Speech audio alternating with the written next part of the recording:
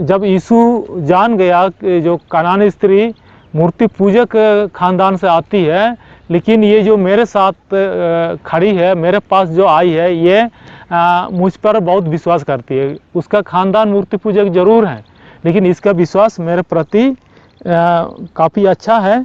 और इसीलिए यीशु मसीह उनको बोलते हैं, हे स्त्री तेरा विश्वास बड़ा है। क्योंकि यीशु मसीह यही चीज़ देखना चाहता था कि कनानी स्त्री का विश्वास कितना बड़ा है।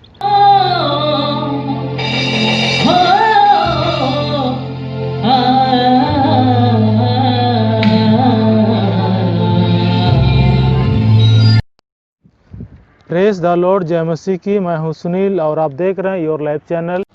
दोस्तों, आज मैं फिर से नए विषय के साथ उपस्थित हूं और आज का विषय है यीशु मसीह मूर्ति पूजा से नफरत करते हैं, मूर्ति पूजकों से नहीं।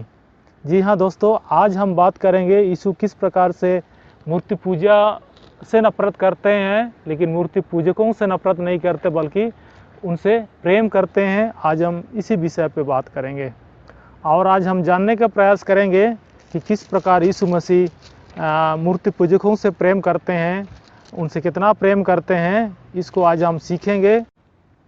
हम आज बाइबल से एक कहानी लेंगे और इसके आधार पर हम जानने का प्रयास करेंगे कि यीशु मसीह किस प्रकार मूर्ति पूजकों से प्रेम करते हैं। जी हाँ, हम बाइबल में जाएंगे और हम खोलेंगे मत्ती रचित सुसमाचार, उसका अध्याय 15 और वचन 21 से लेकर 28 तक। तो यहाँ पर बाइबल हमें बताती है एक कनानी जाति की स्त्री के बारे में। और जैसे कि हम जानते हैं, कनानी जाति के लोग मूर्ति पूजक होते थे, मूर्ति पूजा करते थे, और इस कारण से यीशु मसीह सबसे पहले कनानी स्त्री का विश्वास को परखना चाहता है, उसके बाद से उसके लिए कार्य करता है या कनानी स्त्री के लिए चमत्कार का कार्य करता है। तो बाइबल हमें बताती है कनानी स्त्री यीशु से मिलने के लिए आती है और चिल्लाती हुई कहती है। मत्ती 15 का 22 में हम पढ़ते हैं, उस प्रदेश से एक कनानी स्त्री निकली और चिल्लाकर कहने लगी, हे प्रभु, दाऊद की संतान, मुझ पर दया कर, मेरी बेटी को दुष्ट आत्मा बहुत सता रहा है।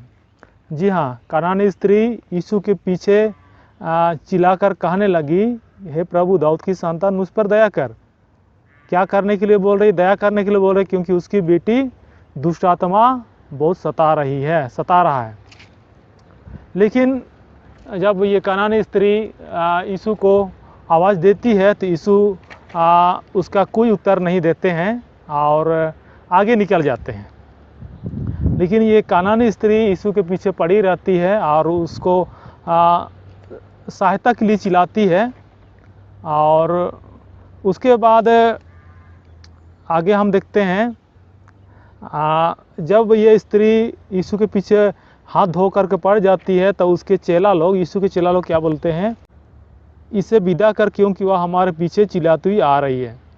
तो जब कनानी स्त्री यीशु के पीछे पड़ी हुई है और चिल्लाती हुई कह रही है, हे दाऊद की संतान, मुझ पर दया कर, तो यीशु के चेलों को तरस आ जाता है और यीशु से विनती करते हैं, रिक्वेस्ट करते हैं कि इस स्त्री को विदा कर दे, अर्थात जो चाह रही है उसको आप कर दे, ताकि ये स्त्री हमारा पीछा करना छोड़ दे।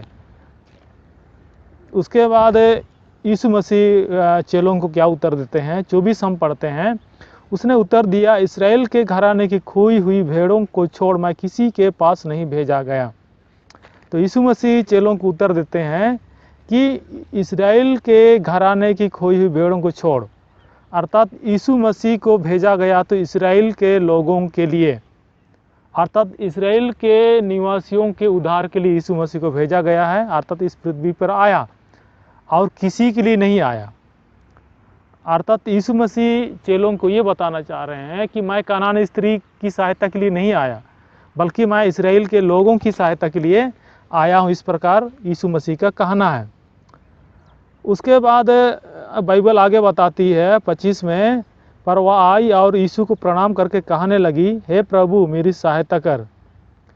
तो इस जो औरत है, कानानी स्त्री है, यीशु के पीछा नहीं छोड़ती है और उसके बाद यीशु के सामने पहुंच जाती है और यीशु मसीह को प्रणाम करके कहने लगती है, हे प्रभु मेरी सहायता कर। तो इस बार कानानी स्त्री और यीशु के साथ आमने सामने बातचीत हो रहा है। तो यीशु मसीह ने उस कानानी स्त्री को उत्तर दिया, 26 में लिखा हुआ है, उसने उत्तर दिया, लड़कों की रोटी लेकर कुत्तों के आगे डालना अच्छा नहीं। यहाँ पर यीशु मसीह अपनी प्रतिक्रिया को स्पष्ट रूप से व्यक्त करता है और कानानी स्त्री को कहता है, क्या कहता है? लड़कों की रोटी लेकर कुत्तों के आगे डालना अच्छा नहीं। तो यहाँ पर कानानी स्त्री की तुलना कुत्तों से यीशु ने किया। जी हाँ, लड़कों की रोटी, इसका मतलब इज़राइल के लोगों को जो आशीष मिलना है उसको छोड़ करके हम दूसरे लोगों को या कानानियों को आशीष देना मेरे लिए उचित नहीं है। इस प्रकार यीशु के कहने का मतलब था। अर्थात यीशु मसीह ये परखना चाह रहा था कि ये कानानी स्त्री का विश्वास कितना बड़ा है, क्योंकि कानानी स्त्री, जो कानानी जाति के लोग हैं, ये मूर्ति पूजक लोग थे। इसलिए सबसे पहले यीशु मसीह उनका विश्वास को परखना चाह रहे थे कि उनका विश्वास यीशु मसीह के प्रति कितना ज़्यादा है। इसीलिए उसको इस प्रकार का बोलता है कि लड़कों की रोटी लेकर कुत्तों के आगे डालना अच्छा नहीं। तो कानानी स्त्री उत्तर देती है, उसने कहा, 27 में हम पढ़ते हैं, सत्य है प्रभु, पर कुत्ते भी वह चूर चार खाते हैं जो उनके स्वामियों के में से गिरते हैं। तो कानानी स्त्री यीशु को जवाब देती है, हाँ जो आप बोल रहे हैं ये बिल्कुल सही है, लेकिन ये भी सही है, ये कानानी स्त्री का कहना है कि कुत्ते जो स्वामी लोग या जो मालिक लोग के मेज से या भोजन के टेबल से जो गिरता है तो उसको खाते हैं।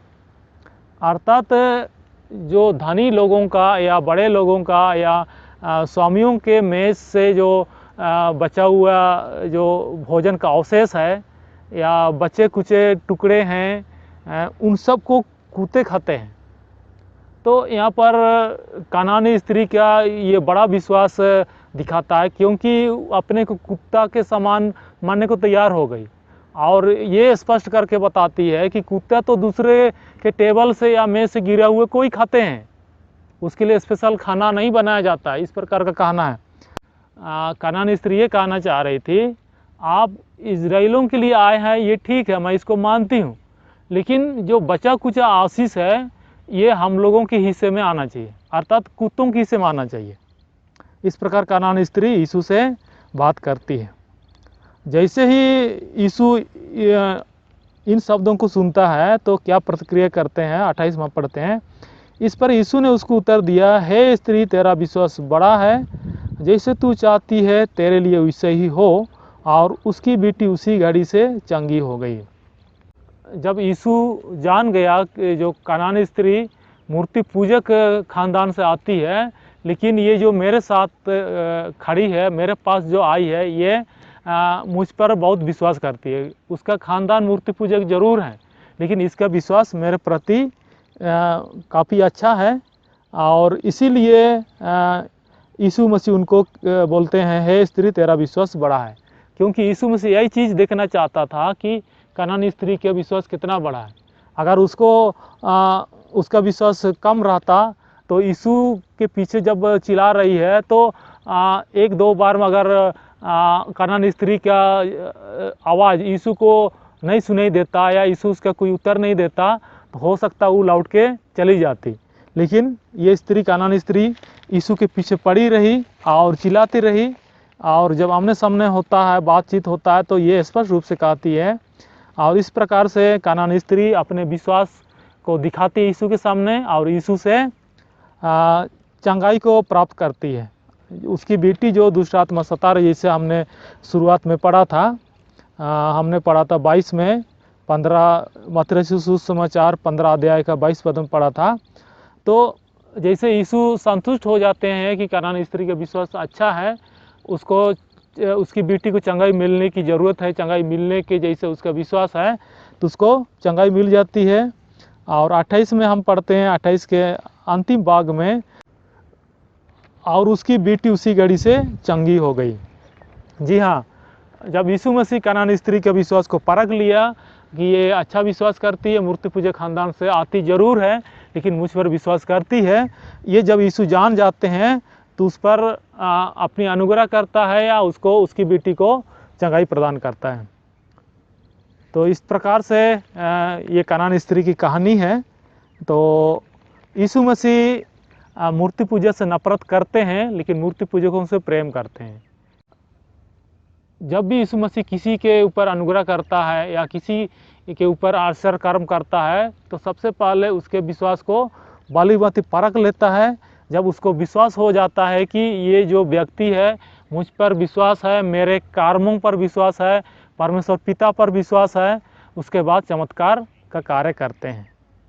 इसलिए अगर आपको भी किसी प्रकार की परेशानी है तो आप यीशु मसीह के पास आइए, पूरी तरह से आइए, पूरी रीति से विश्वास करिए, तो यीशु मसीह से आप चंगाई को प्राप्त कर सकते हैं, क्योंकि यीशु मसीह कभी नहीं बदलने वाला ईश्वर है। इसलिए जो चमत्कार कनानी जाति की स्त्री पर किया वही चमत्कार आपके साथ भी कर सकता है, इससे बढ़कर भी आपके साथ चमत्कार कर सकता है। इसलिए आपको पूरी रीति से विश्वास करके यीशु मसीह के पास आना होगा, तब जाकर यीशु मसीह आपके ऊपर चमत्कार का कार्य करेंगे या आपके ऊपर आश्चर्य कर्म दिखाएंगे।